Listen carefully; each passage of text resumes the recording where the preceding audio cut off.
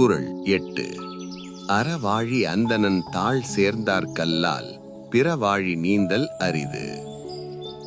மாலை நேரம். நகரத்தின் சத்தம் மெதுவாக குறைந்து கொண்டிருந்தது.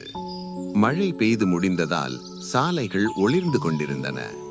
ஆதவன் தனது மொபைலில் மூழ்கிக் கொண்டு வீட்டிற்கு நடந்து சென்றான். அவன் உலகமே அந்த சிறிய திரையில்தான் இருந்தது.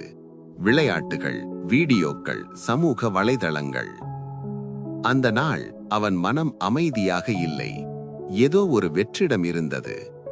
எல்லாம் இருக்கிறது, ஆனாலும் ஏன் சந்தோஷமில்லை என்று அவன் எண்ணினான். வீட்டிற்கு செல்லும் வழியில் ஒரு பழைய கோயில் இருந்தது. அந்த கோயிலை அவன் தினமும் பார்த்தும் கவனிக்கவில்லை. ஆனால் அந்த நாள் கோயில் மணி ஒலி காற்றில் பரவியது.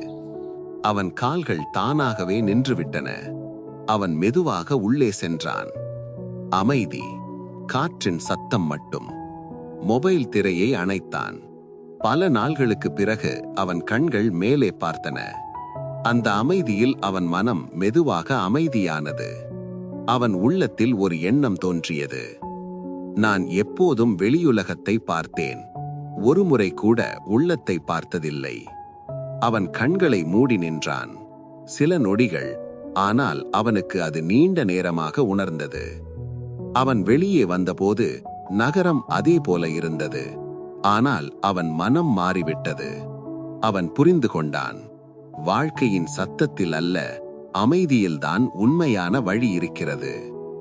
நெறி, அறமும் ஆன்மீகமும் மனிதனை வாழ்க்கை கடலை கடக்க உதவும்.